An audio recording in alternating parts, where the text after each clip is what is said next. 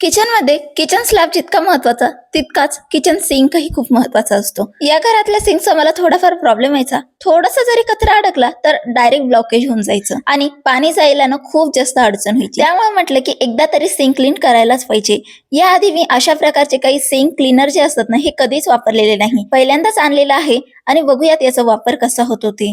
कारण की प्रत्येक वेळेस रूम ओनरला बोलून त्यांच्याकडून काम करून घेणं हे पण काही व्यवस्थित वाटत नाही. तर काय केलं मी, एक सॅकेट आणला होता असा ड्रेन क्लीनरचा. तो कम्प्लिटली याच्यामध्ये टाकून दिला. 1 कप वरतून पाणी टाकलं आणि अर्धा तास याला असंच सोडून दिलं. आणि नंतर आपल्याला आहे ना याच्यावरती प्रेशरने पाणी टाकावं लागतं. तर यामध्ये ना पाणी साठावं यासाठी मी काय केलं, वरतून आहे ना अशी वाटी किंवा प्लेट ठेवली. प्लेट तर काही कामाला नाही आली, वाटी थोडीशी ठेवली, पण तेही काही कामाला नाही आली. मग म्हटलं जाऊ दे, जेवढं होईल तेवढं प्रेशरने किंवा ना जाईल पाणी. बघूयात आता याचा रिझल्ट कसा येतो ते. आता सध्या तर हे ड्रेन क्लीन वाटत आहे. बघूयात वापरताना याचा अनुभव कसा येतो ते.